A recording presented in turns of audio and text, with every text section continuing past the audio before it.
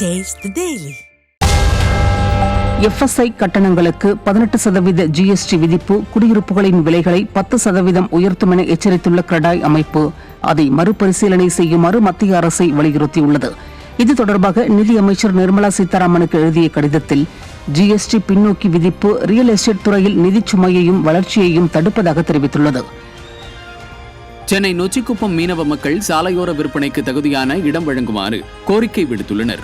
Loop ரோட்டில் மீன் விற்பனை செய்வதிலிருந்து புதிதாக கட்டப்பட்ட சந்தைக்கு மாற்றியதால் பல சவால்களை எதிர்கொள்வதாகவும் புதிய சந்தையில் போதிய இடவசதி இல்லாமல் விற்பனை குறைந்து அதிக அளவிலான நஷ்டத்தை சந்திப்பதாகவும் தெரிவிக்கின்றனர்.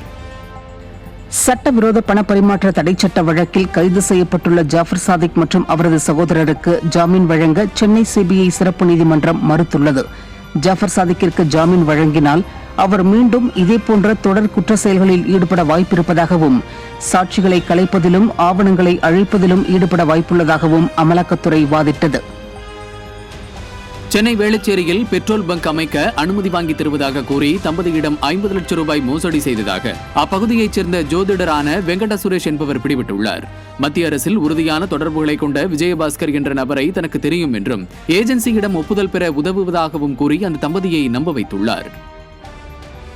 மேட்டூரில் உள்ள ஸ்டான்லி நீர்த்தேக்கத்தின் அதிகபட்ச நீர்மட்டமான 120 அடியை நோக்கி நீர்மட்டம் வேகமாக உயர்ந்து வருகிறது. தொடர் மழையால் டெல்டா மாவட்டங்களுக்கு 1000 கன அடி வீதமும் கால்வாய் பாசனத்திற்கு 300 கன அடி வீதமும் நீர் வெளியேற்றப்பட்டுள்ளது. விரைவில் அணை நிரம்பினால் இந்த ஆண்டு 3வது முறையாக சாதனை படைக்கும். இந்த ஆண்டு தமிழகத்தில் பருவமழை 34% அதிகமாக பதிவாகியுள்ளதாக வானிலை ஆய்வு மையம் தெரிவித்துள்ளது. சென்னையில் 102.66 சென்டிமீட்டர் மழை பதிவாகியுள்ளது. திருப்பத்தூர், கிருஷ்ணகிரி, விழுப்புரம் மாவட்டங்களில் முறையே 87, 81 மற்றும் 69% அதிகமாக மழை பதிவாகியுள்ளது. இதில் நீலகிரி மற்றும் தூத்துக்குடியில் முறையே 1 மற்றும் 5% மழை பற்றாக்குறை உள்ளதாக தெரிவிக்கப்பட்டுள்ளது.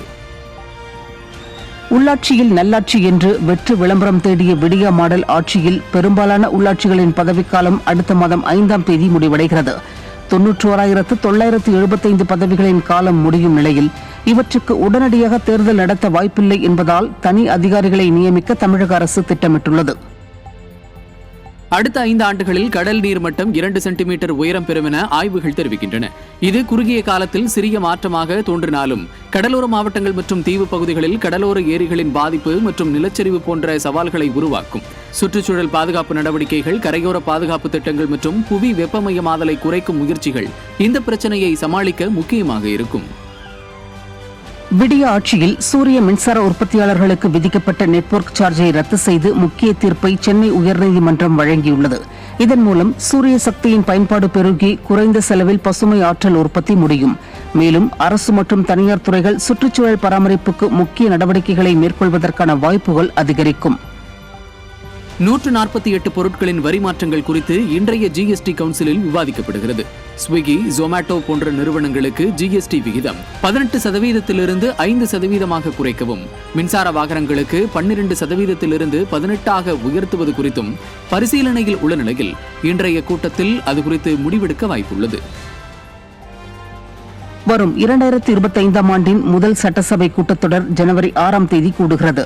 ஆளுநர் உரையுடன் தொடங்கும் கூட்டமானது எத்தனை நாட்கள் நடைபெறும் என்பது தொடர்பாக அலுவல் ஆய்வுக்குழு கூட்டத்தில் முடிவு செய்யப்படும் என சபாநாயகர் தெரிவித்துள்ளார். சென்னை அண்ணாநகர் பகுதியைச் சேர்ந்த 19 வயது கல்லூரி மாணவிக்கு பாலியல் தொல்லை கொடுத்த கார் ஓட்டும் பயிற்சியாளர் பிடிபட்டார். கார் ஓட்டும் பயிற்சியின் போது மாணவிக்கு பாலியல் தொல்லை கொடுத்ததாக திருவேற்காட்டைச் சேர்ந்த 37 வயதான பயிற்சியாளர் செல்வம் என்பவர் சிக்கியுள்ளார்.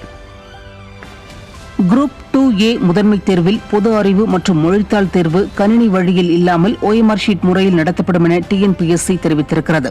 குரூப் 2, குரூப் A முதன்மை தேர்வில் இரண்டுக்கும் பொதுவான தமிழ் மொழி தகுதி தேர்வு வரும் பிப்ரவரி 8ஆம் தேதி நடைபெறுகிறது.